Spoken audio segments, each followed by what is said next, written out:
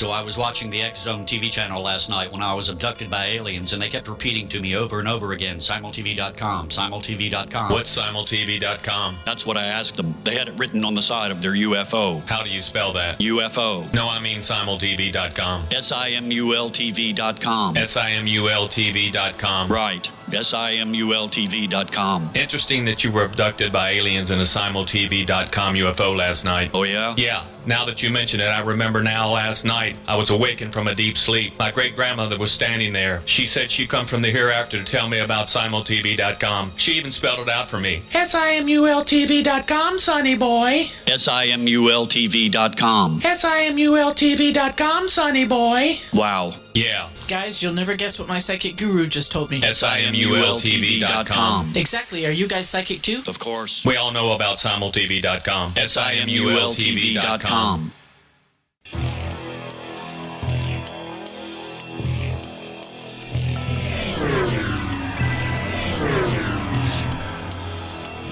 This is A Different Perspective with Kevin Randle. A retired U.S. Lieutenant Colonel, Kevin Randle has been studying UFOs for nearly 50 years.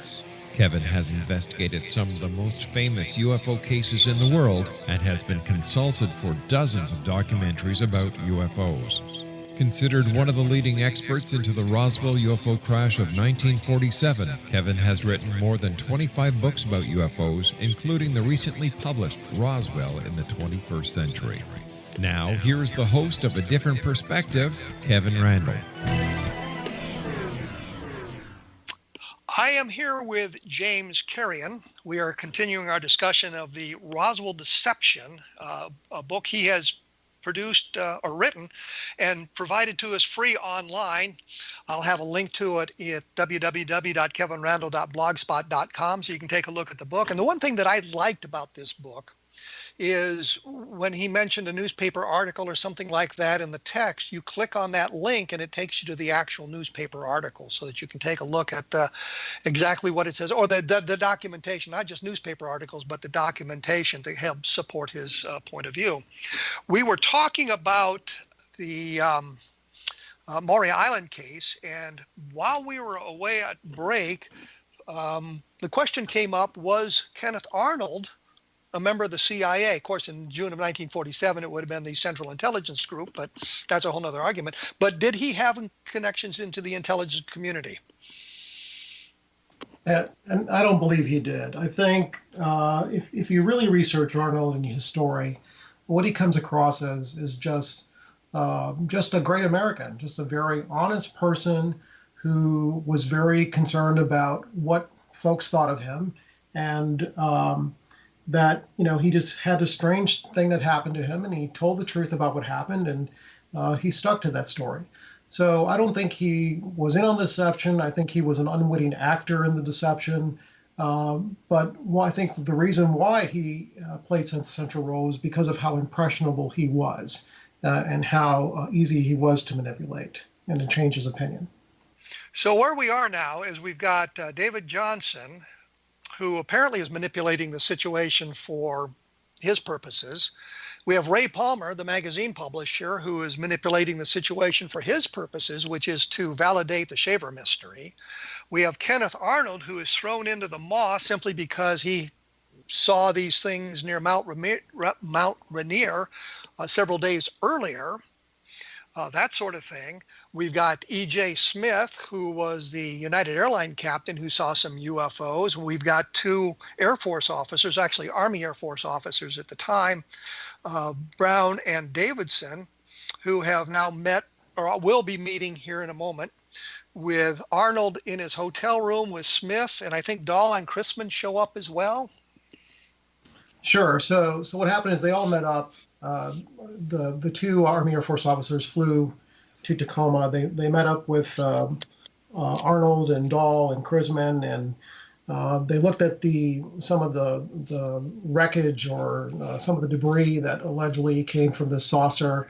They didn't look too impressed, and then they left. They decided they had to get back to Tacoma.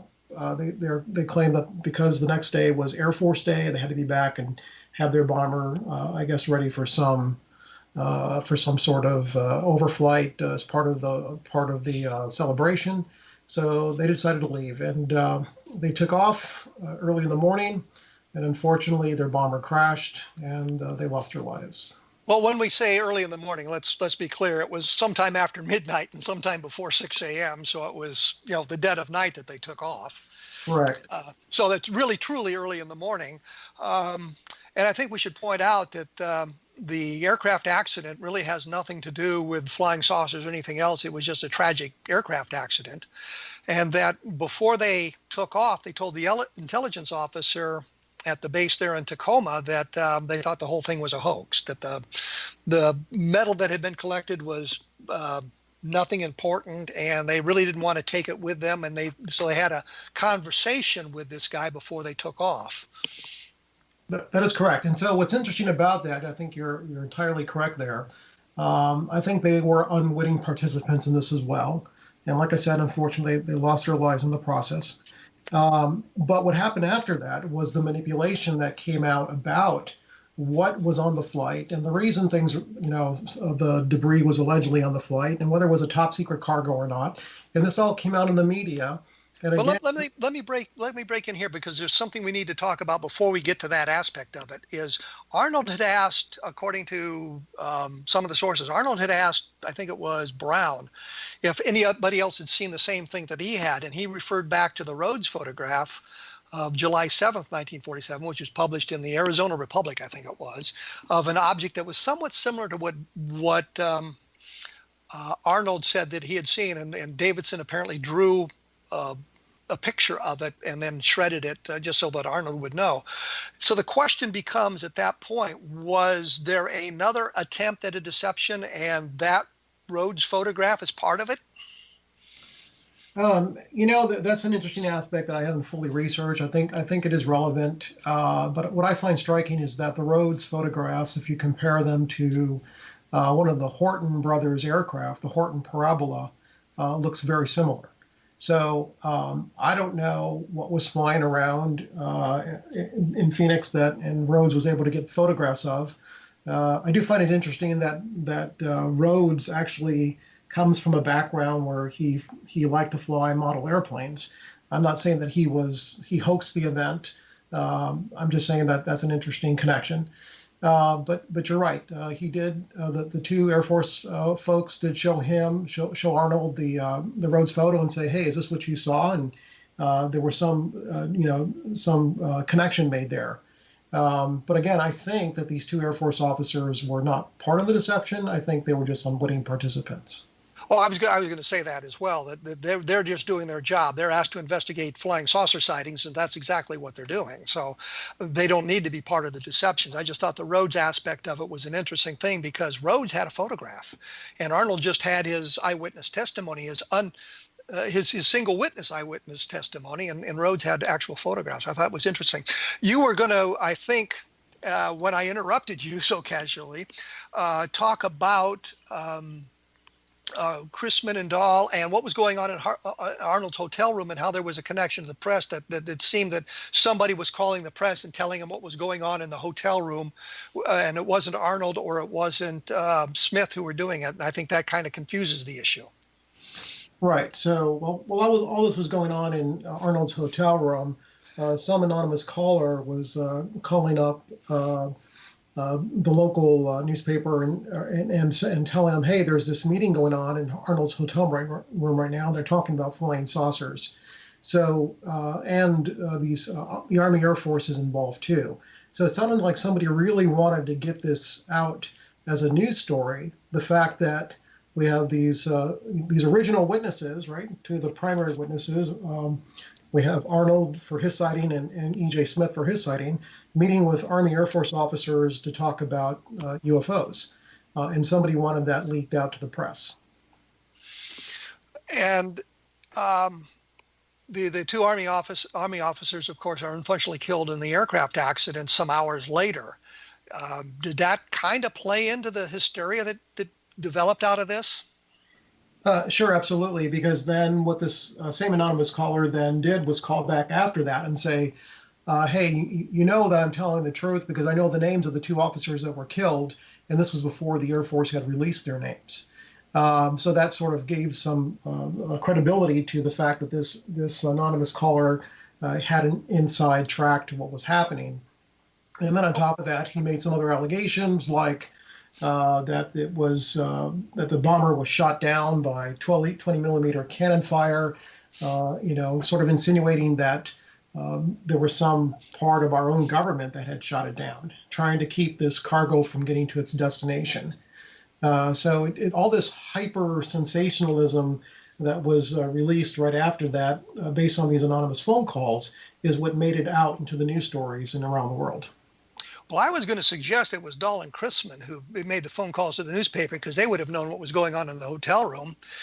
But as you were talking about the caller knowing the names of the two Air Force officers, which of course Dahl and Chrisman would have known, what about David Johnson making the phone calls? Would Dahl and Chrisman have been talking to these guys and have learned something from them and been privy to the inside information?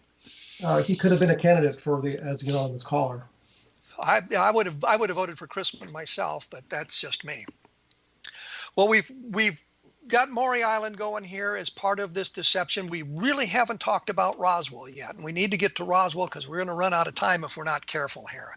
So we've got Arnold in June 24th of 1947. We have Maury Island, I think June 21st of 1947 in the newspapers. We have our pal E.J. Smith on the July 4th weekend.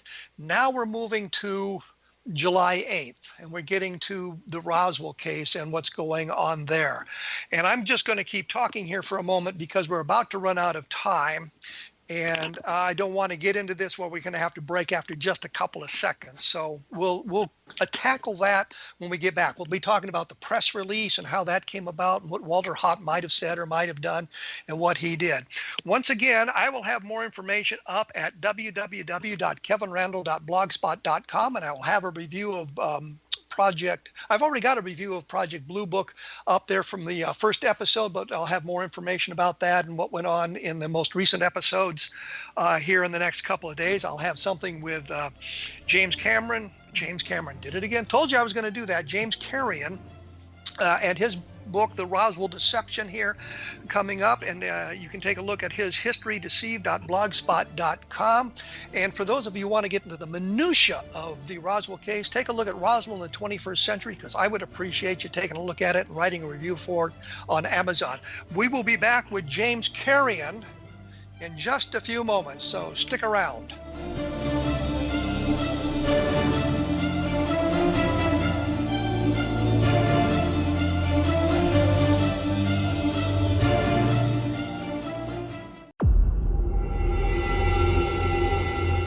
Whether you're a skeptic or a believer, join me, Rob McConnell, as together we'll investigate the world of the paranormal and the science of parapsychology here on the X-Zone Radio TV show on XZBN and the X-Zone TV channel on Simul TV. Since 1990, the X-Zone Radio TV show has been the place where people dare to believe and dare to be heard.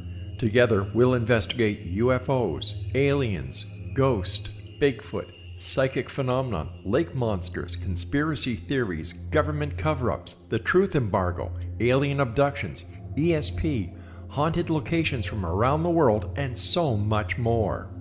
With over 28 years of broadcasting and more than 4,500 individual guests, the X-Zone is truly a place where fact is fiction and fiction is reality, as evidenced by the credibility, integrity, and professionalism of the guests that we bring to our international audience. If you have seen a UFO, had a close encounter, seen a ghost, Bigfoot, lake monster, or a story that you would like to share or have investigated, contact me, Rob McConnell, by sending me your email to xzone@xzoneradiotv.com, or you can call toll-free 1-800-610-7035, extension 143, and on Skype, X-Zone Radio TV.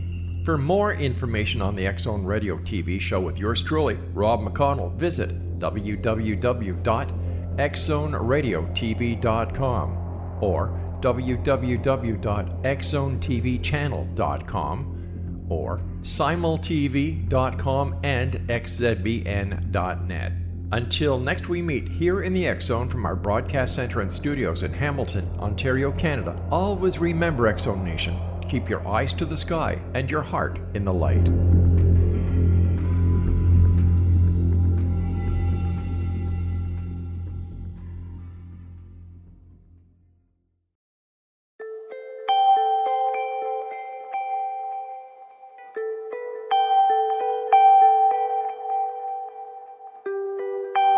It's hard to listen to the news without realizing we're living in volatile, unprecedented times.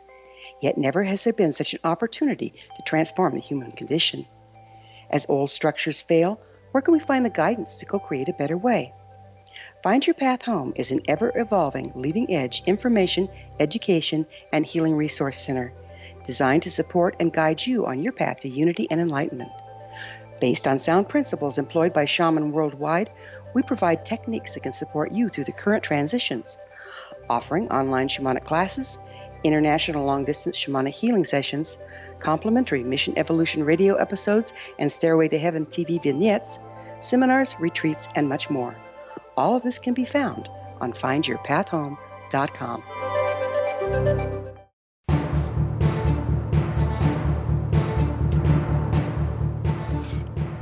I am joined by James Carrion. Remember, I got it right this time. His book is The Roswell Deception, and his website is historydeceived.blogspot.com. We're talking about the Roswell Deception.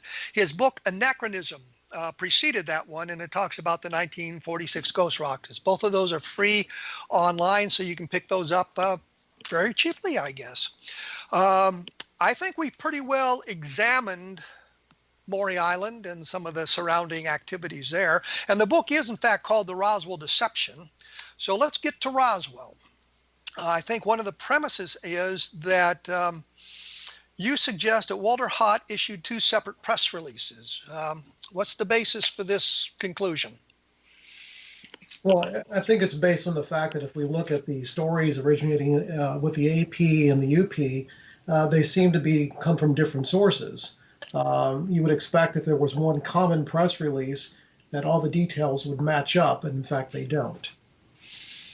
But wouldn't that be explained by Walter Haut's suggestion that he had phoned the press release to the various outlets in Roswell? And we should point that out. There were 4 media outlets in Roswell at the time: the Daily Record, the Morning Dispatch, KGFL, and KSWS. And the KSWS and KFGL, the radio stations, one was associated with the Associated Press and one was associated with the United Press. So if he had phoned the press release to those 2 organizations, or to all the 4 of those organizations, wouldn't you get variations in the content of the press release?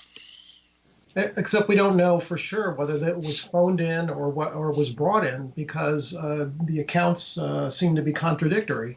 I think I posted this in some of the comments on your site, that Frank Joyce claimed that the press release was dropped off, and he even said it was on onions. There was a certain onion skin paper. So that sort of insinuates that Walter Haut actually paid him a visit and physically dropped it off. And George Walsh said he called him. Right. And read it to him over the telephone. And actually, Joyce puts out, Joyce saved teletype messages that transpired by this time. And I've never figured out how he managed to save those and not the press release itself if he had one. But he, in that it says that there was no written account, it was all verbal. So wouldn't the documentation suggest that Walter Haut was right when he said he phoned it in? But I don't think Walter ever said that specifically. He's the one who he couldn't actually remember what he had done. Well, yes, he told me both versions. He said he couldn't remember whether he dropped it off or he phoned it in. Right. And he said that to me. So, I mean, and we go by what we have there, and there's a third version that was printed in the Daily Record, and they're right there in Roswell. So I just wonder, what would be the purpose of 2 specific different press releases? Sure. Okay. So, and this gets back to the deception theory. So, in addition to this deterrence value that the deception had for making the Russians think we had something they didn't, I also think there was a code-breaking aspect to this. And I really explain in detail how that code-breaking operation would have worked in my first book, Anachronism. But it had follow-up value in 1947. And it basically boils down to this. The Russians used the media as this open source of intelligence. And if there was something that came across to their attention that was very juicy, they would have had to report it back to Moscow Center immediately. The problem is they were very limited in the way they could communicate with Moscow. They really had just three options at their disposal. They could send a human back, which would take days, or they could put in the diplomatic pouch, which take days, or they could use commercial telegraph, which means they could march down to the Western Union or to IT&T and basically just send a telegraph back to Moscow. But if they were trying to avoid the Americans knowing what they were really interested in, they wouldn't have sent it back in clear text. They would have encrypted it. And that was sort of their standard operation. So again, if the Americans knew this, if we knew that they used the media as open source of intelligence and they were using encrypted telegraphs to get them back to Moscow, then this is where the code-breaking part of it could come into play. So what the Americans could have done was to seed the press with stuff that was an intelligence values to the Russians, in this case, this aerial weapon, flying saucers. The Russians would run down to their telegraph agency and encrypt the communication to send it back, which could have been an excerpt from the newspaper. It didn't have to be verbatim. But those same telegraph messages through an operation called Operation Shamrock were being copied. So everything being sent back to Moscow by the commercial telegraph agencies were being copied and sent to the Army Security Agency and to OP-20G, which was the Navy code-breaking organization. So with the encrypted telegrams in hand and knowing what probably was in the message to begin with, because they had planted in the press, they could use that to reverse and to do what's called through known plain text attack. They were able to then try to break out what the underlying Russian code was. But why do they need two different versions of the press release to do that? They wouldn't need two versions. I think I was trying to explain that in one of my posts online. It would have made things easier for them because, again, if you have Agent X in one part of the country sending back the UP version of the press release, and you had Agent Y in another part of the country sending back the other press release, then with both of those in hand, where there was some commonality but there wasn't complete overlap, they could use that then to even have greater success in their code breaking, and they could also use it as a sort of a geographical locator of where these potential intelligence assets were at. But doesn't that suggest that the press releases would have been printed verbatim in the newspapers? And we can take a look at the accounts and see that many of them were rewritten by the local editors to add the local color type aspect to it. So you don't have what version A being printed verbatim in one newspaper and version B being printed verbatim in another newspaper. You've got all kinds of different things thrown in there. And you've got Walter Haut's name spelled wrong consistently, and it's been updated and changed around in various. And the other thing is within 3 hours, the story's dead. Right. They're saying, well, it's a weather balloon. So why would the Soviet spies, whomever they are, in whatever aspect of it, even rush to get this thing to Moscow? Because the urgency is gone when the story is killed. But it's still there. There's the urgency of the initial release. So the initial release that Roswell, that the 509th had captured a flying saucer, that would have been something of urgency to the Russians. But by the time you've got, I think the press releases go out around 2 o'clock and 2 to 3 o'clock in the afternoon, Mountain Time, and by 5 o'clock in Fort Worth, Ramey's saying, "No, it's a weather balloon." Sure, but even the detraction would have been of importance to the Russians. I mean, remember, we're talking about Stalinist Russia. We have Joseph Stalin, who is obsessed with this idea of creating some super weapon of his own. And if the Americans have a beat him to the punch again, right? They already had the atomic bomb. He didn't have it. Now supposedly they have something greater than the atomic bomb. So he's so obsessed with this idea of having his own super weapon, he would have tasked his intelligence services and say, anything that looks to be related to this, I need to know about it immediately. So both the initial press release about the capture, even the distraction would have been of importance to him, right? Any clue as to what the Americans were doing or what they had or what they were up to was of importance. But the point really is, the story was killed within 3 hours, and it fell out of, I guess, ufological view until Jesse Marcel talked about it in 1978. But the point is, it just doesn't seem to me that this is something that has the urgency to get to Moscow that quick. And I don't understand, if it's that important, why they wouldn't have dispatched a diplomat or a courier to Moscow with the information, which would have gotten it there in hours rather than days. No, it wouldn't have been hours. You couldn't cross the Atlantic that quickly. You could cross it pretty quickly in an airplane in 1947. No, not even in 1947. You still had to take some very roundabout routes. It would take a while. But still, it would have gotten to Moscow pretty quick. But not as it's not like you had to take a boat across the Atlantic Ocean and then take a train to Moscow. Well, that's the problem. There was no international phone service. There was only telegraphic service. So if you no, I didn't say a thing about a telephone. I said take a train. There is no train. That's what I'm saying. So given a choice, if you're a Russian agent working in the United States and you're being told to urgently communicate back anything that relates to a potential new American weapon, and given a choice of how you're going to get that information back, whether it will take hours or days versus minutes, you're going to take the minute route. But you've also got to pick up the story out of the newspaper and determine whether it's of any importance. Correct. And by the time, in a matter of hours, you already know that there's nothing to this story because the newspapers have retracted the whole thing and explained it's just a weather balloon.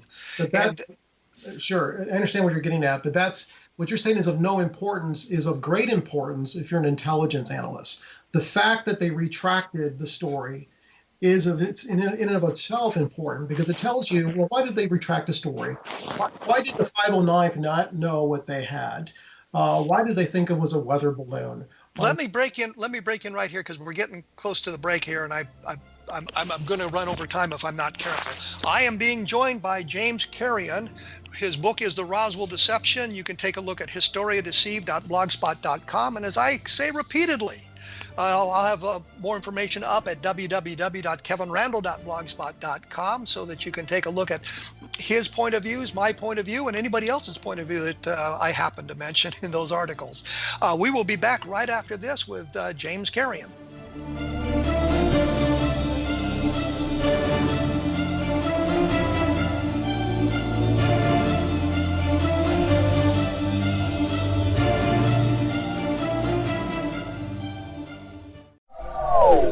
They are here, and they've been here for thousands of years, making their presence known in the shadows. They might be seen by a lonely motorist on a deserted road late at night, or by a frightened and confused husband in the bedroom he is sharing with his wife. But who are they? What do they want? Why are they here? Perhaps most concerning, has the government been aware of their presence all along? The new book by L.A. Marzulli, UFO Disclosure, the 70-year cover-up exposed, delves into the world of UFOs. Can full disclosure be soon? Order now and receive a free hour and 37-minute DVD on the UFO phenomenon. UFOs are real. Get both the book and the DVD, a $40 value, for only $19.99. To order your book and DVD today, go to lamarzulli.net. That's LAMARZULLI.net. Rob McConnell here, presenting an overview for Nicholas Paul Jennings, author of a fascinating book, Amen. It presents facts revealed by Egyptologists, facts that enable us to understand why Amen is the beginning of creation of God. It provides recommendations for religious leaders of the major religions to unify their beliefs and teach the Word of God. Love one another. Amen informs people how mankind conceived God. It was the Egyptians that developed the concepts of a soul, a hereafter, and Son of God. And finally, after the worship of many gods, they conceived the belief in one universal God, the maker of all there is. For more information, visit www.futureofgodamen.com. That's www.futureofgodamen.com.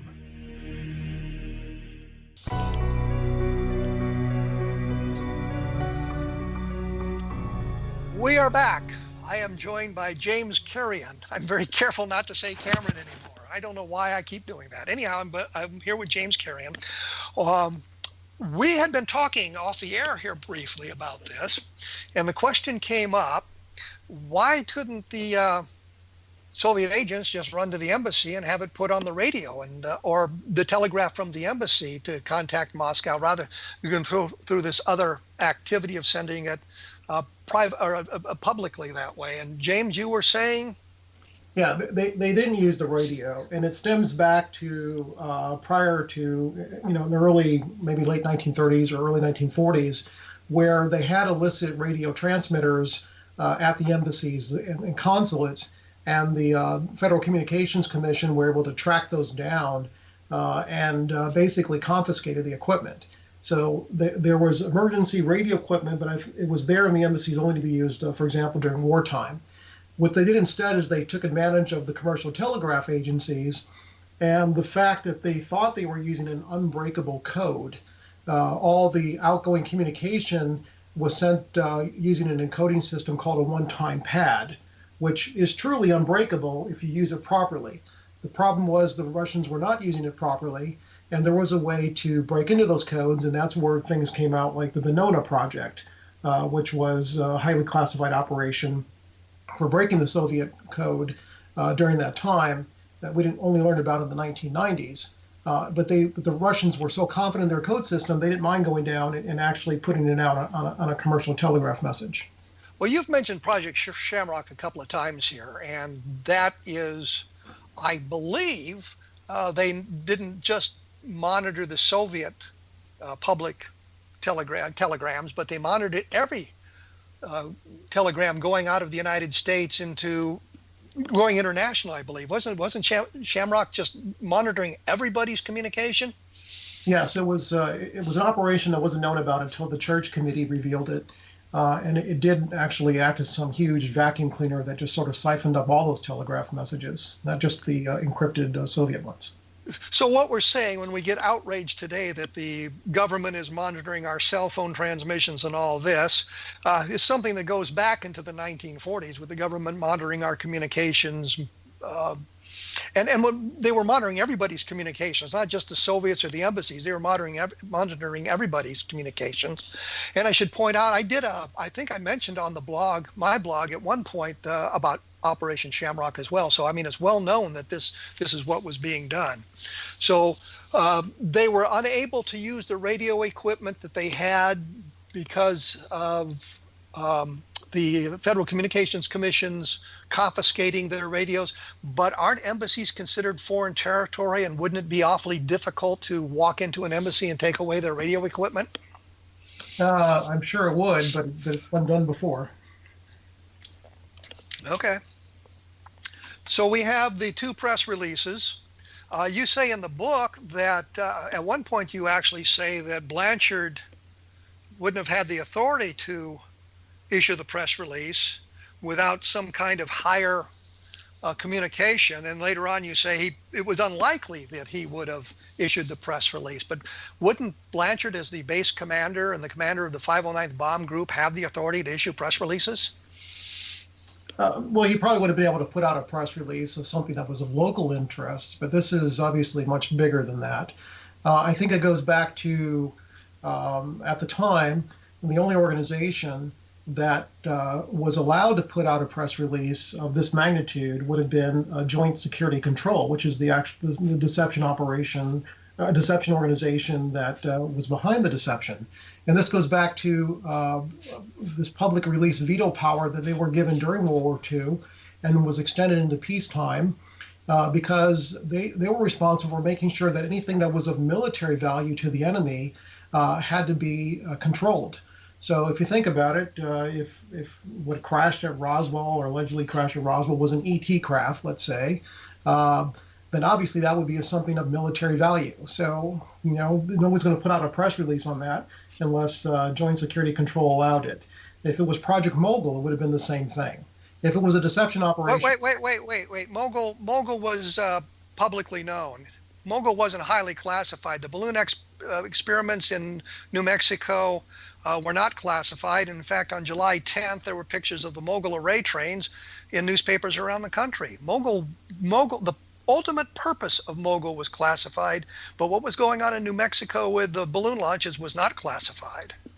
Correct, but the project itself, the purpose of the project was still a classified operation. Absolutely, but what they were doing in New Mexico was not classified. So you say you found a balloon in New Mexico and it was part of this array is part of the New York University's constant level balloon project and was not classified. So that doesn't make a lot of sense. No, I'm saying if they had put out a press release, if the press release went out as we didn't capture a flying saucer, but by the way we found a Mogul balloon out in the desert, that in itself would have required some sort of authorization prior to release. But the name of Mogul was bandied about in 1946 and 47 with the people at New York University. Even the name wasn't hidden from the people. Right, but it was still a classified operation, and in fact the... No. The operation going on in New Mexico was not classified. The ultimate purpose to spy on the Soviets was classified, but what was going on in New Mexico was not classified. Right, but my point being that the Air Force, the principal Air Force Information Security Officer, which now I have to remember his name, was actually at Wright Field prior to taking on his public information role. You mean Trukowski? Nope. I'm thinking of a different person here. It'll come to me in a second here. Actually, I'll just quickly look up what we're talking here. But anyway, he put out some regulations concerning Project Mogul and the classification. I'm sorry, I found it here. It was O'Donnell. So the Brigadier General Emmett O'Donnell was the Army Air Force Director of Public Information during the Roswell incident. And just prior to him taking on that role, he was also the Deputy Chief of the Engineering Division for Air Technical Services Command, which was later Air Materiel Command at Wright Field. And when he was in that engineering role, obviously he was responsible for Army Air Force research and Operation Lusty and Paperclip and so on.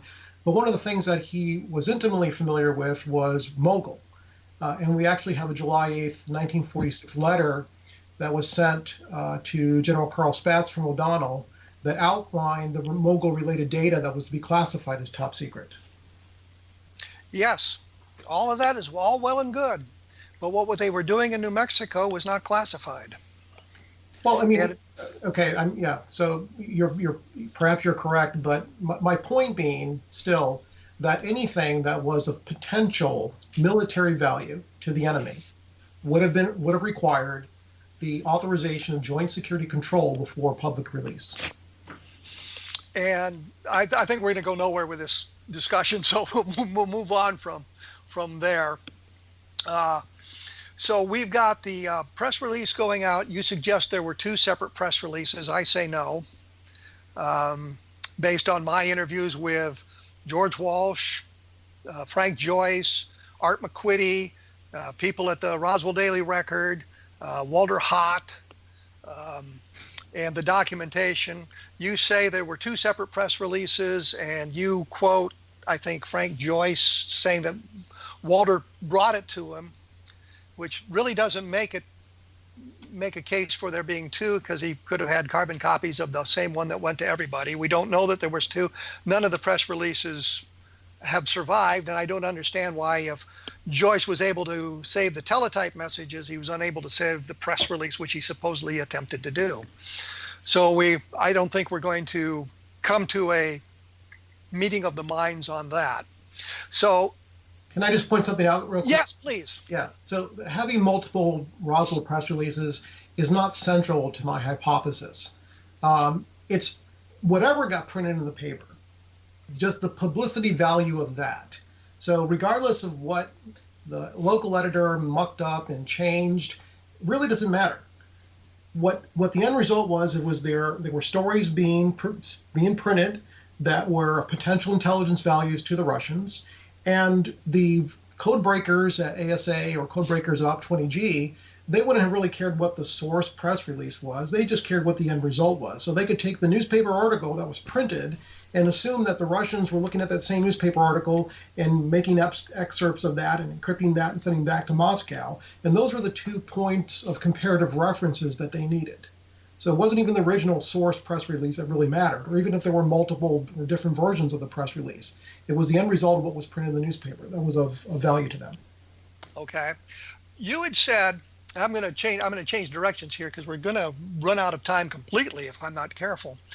You had said originally that the importance of the Roswell Deception theory that you've talked about is that it would be possible to falsify it, which I think is a good point. When we come back, because I see we're getting close to the end here, when we come back, I would like you to tell me how you would go about falsifying your theory if the task was put on your shoulders. What would you do to falsify it? Sure. As I say, I am joined here with James Carrion. Jeez Louise, I wish I could get these things straight. His website is historydeceived.blogspot.com. The book is The Roswell Deception, which we've been talking about at length here. I will have information at www.kevinrandle.blogspot.com. And if you're interested in the minutia of the Roswell case, all the various details, I would suggest you take a look at Roswell in the 21st Century, because I go into a lot of the things that we've talked about here, but I've tried to narrow it down as a cold case. What is important, what is not important, what has been found to be a hoax. So you can get a lot of good information in that book as well. We will be back in just a moment with James Carrion talking about the Roswell Deception, so stick around.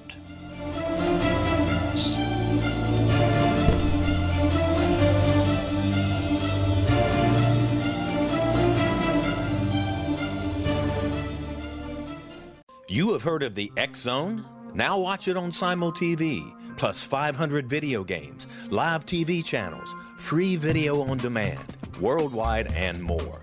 Does this sound like tomorrow's television? Well, it is, but you can have it today, right now. It is Simul TV. Simul TV offers what the others only wish they could provide. 15 exclusive channels like X Zone, sci-fi, and horror. We are worldwide. No other provider offers that. 500 built-in video games. No need to have an extra expensive system. We have them included. Free video on demand.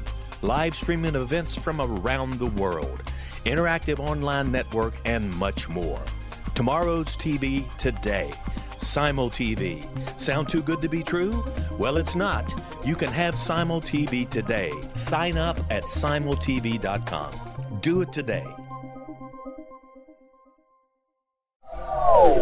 They are here, and they've been here for thousands of years, making their presence known in the shadows. They might be seen by a lonely motorist on a deserted road late at night, or by a frightened and confused husband in the bedroom he is sharing with his wife. But who are they? What do they want? Why are they here? Perhaps most concerning, has the government been aware of their presence all along? The new book by L.A. Marzulli, UFO Disclosure, the 70-year cover-up exposed, delves into the world of UFOs. Can full disclosure be soon?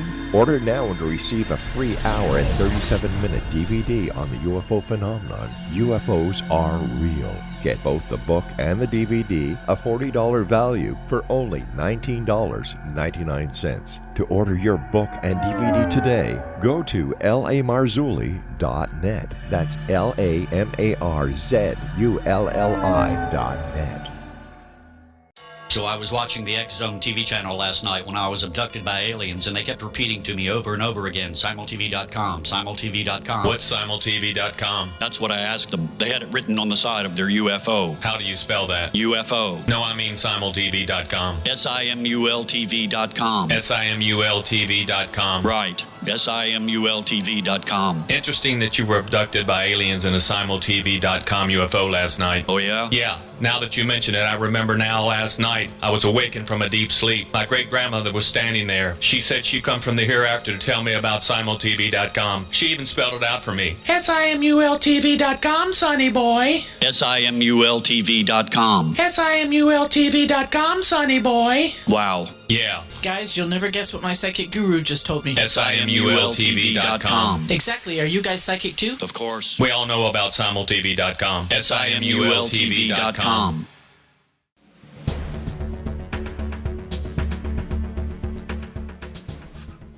I am here with James Carrion. He had nothing to do with Avatar. We are talking about the Roswell Deception. And before he went away, I asked him a question. He had said in the beginning of the Roswell Deception that his theory was one of the few that had been offered in the UFO community, and he's absolutely right about that, a theory that can be falsified. And I asked him if he was tasked to do that, how would he go about falsifying his theory? Sure. Well, let me just first explain for the audience what that means. So falsifiability is the ability for taking a theory or hypothesis and being able to prove it wrong, right? Everybody wants to prove a theory is right, but the flip side of that is for it to truly be a valid hypothesis, there also needs to be the capability or the ability to prove it wrong. So, and this is what I state in the book very specifically, I want people to prove me wrong. I present evidence and I show through all this supporting documentation why I believe it was a deception operation. But I want folks to just prove me wrong. And now one way to prove me wrong would be, for example, to do your own historical research. If you find anything in my book that is inaccurate, if any piece of history there is false or just not true, I'd like to know that.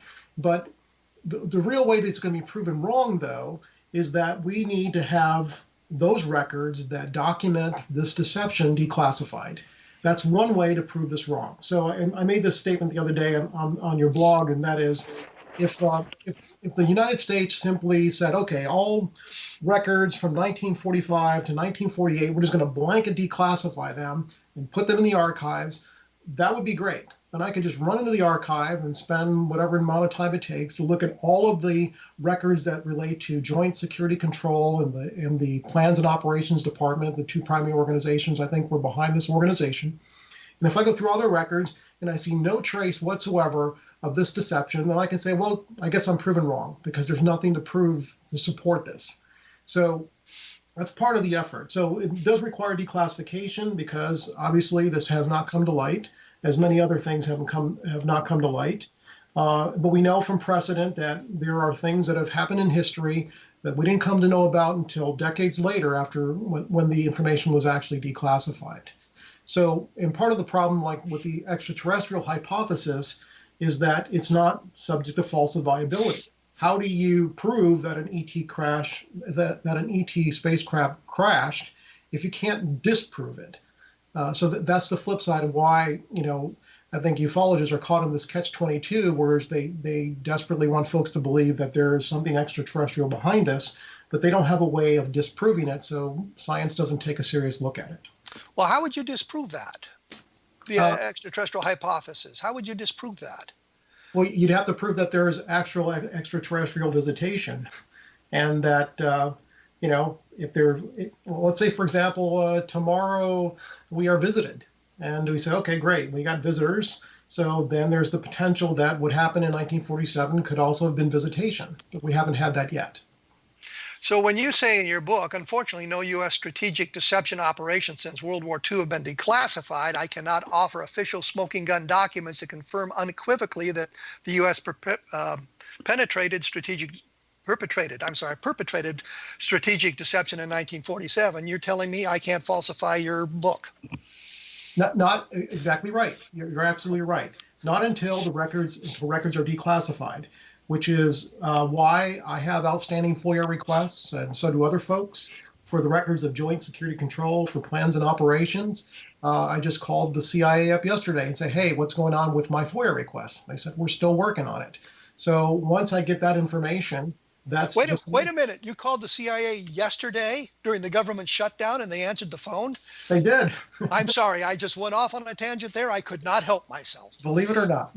So you called the CIA and they just said that we're working on it. They're still working on it. It's going on 2 years since I submitted that FOIA request. Well, here's my CIA story. When I was working on the Ramey memo, we discovered that it was part of the CIA that the Air Force went to try to determine what the Ramey memo said. And I sent a FOIA request to the CIA, and their response to me was, well, the CIA didn't exist in 1947.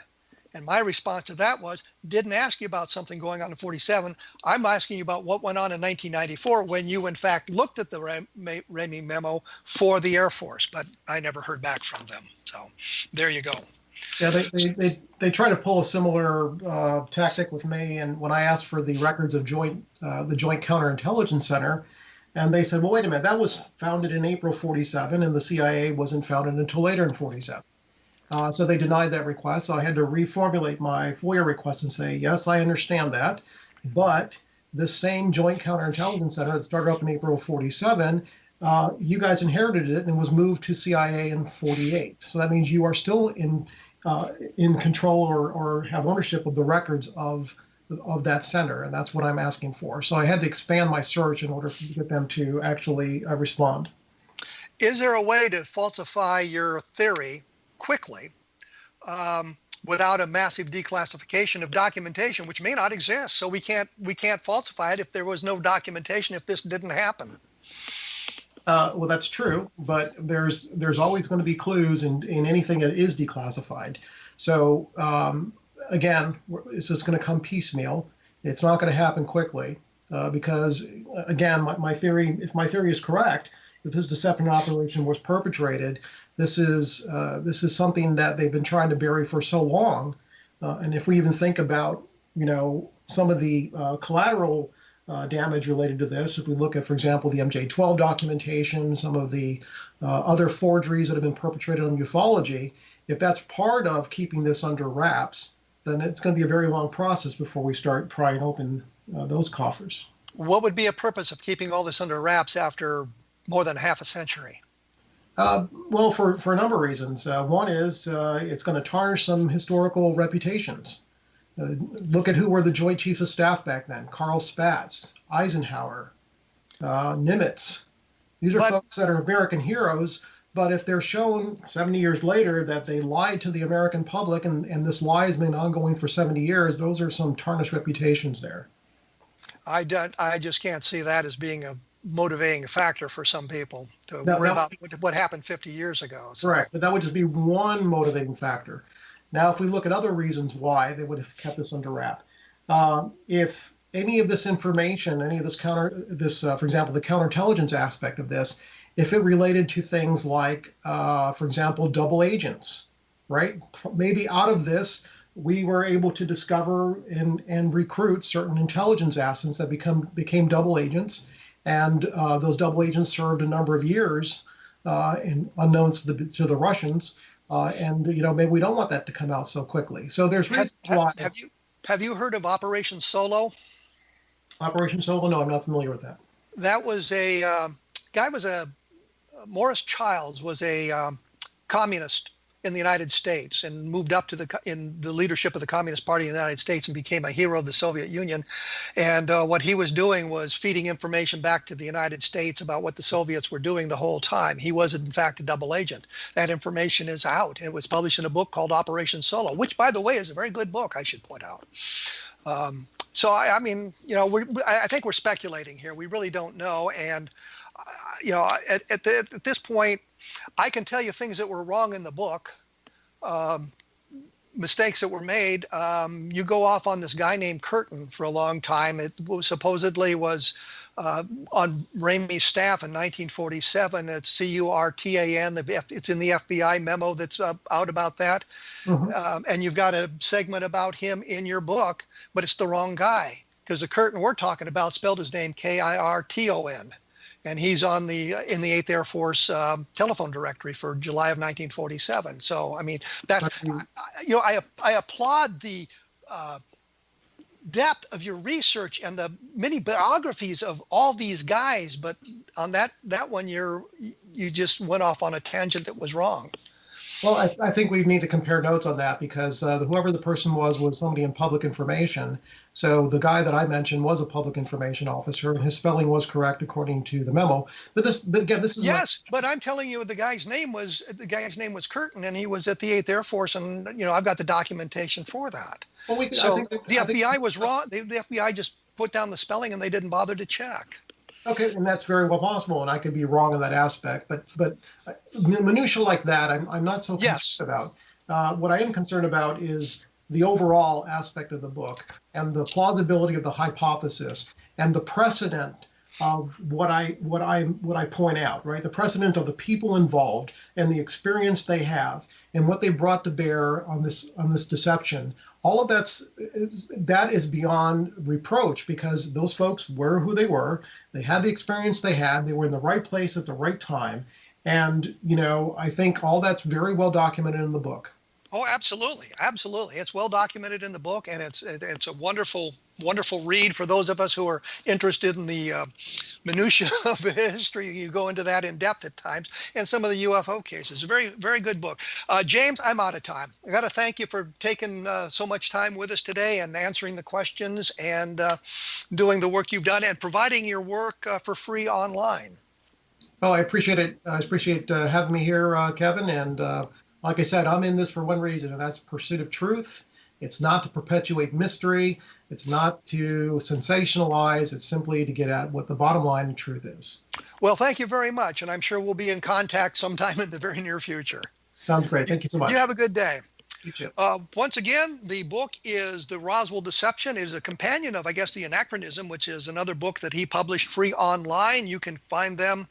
The links will be in my blog at www.kevinrandle.blogspot.com, and you can take a look at historydeceived.blogspot.com. And while I have just a moment here, I'd like to point out that those of you interested in the Project Blue Book film on History Channel, take a look at Encounter in the Desert because they talk about the Flatwood Monster in one of the latest episodes, and there's a segment in there that gives you some more information about that. Once again, this has been a special report from a different perspective. I am the host, Kevin Randle, and I hope to visit with you all again real soon. So thank you for hanging around as long as you did.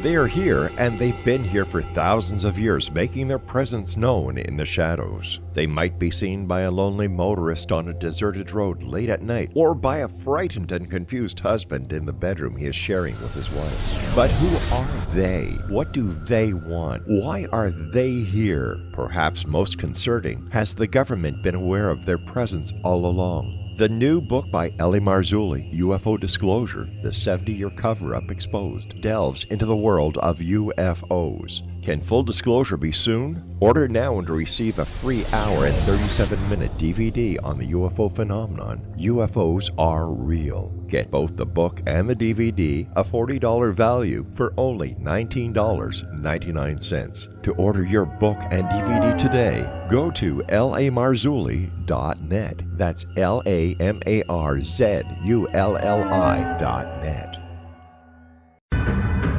If you are looking for a safe, zero-calorie natural option to the harmful artificial sweeteners on the market today, Just Like Sugar is what you're looking for. Just Like Sugar is a wonderful natural alternative for those health-conscious people who choose a calorie-restricted diet with a great, pure, sweet flavor that tastes just like sugar. Just Like Sugar is a great natural option for people suffering from diabetes and may be useful in restricted diet programs where standard sugars are not allowed and does not cause a laxative effect of some other sweeteners. Just Like Sugar comprises a perfect blend of chicory root fiber, natural calcium, natural vitamin C, and Just Like Sugar's sweetness comes from the natural flavors from the peel of the orange. Just Like Sugar is a natural alternative to harmful artificial sweeteners and will change the way that you believe all natural sweetener products taste.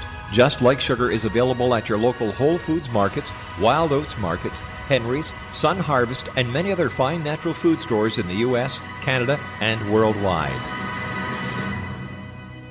You have heard of the X Zone? Now watch it on Simul TV, plus 500 video games, live TV channels, free video on demand, worldwide, and more. Does this sound like tomorrow's television? Well, it is, but you can have it today, right now. It is Simul TV.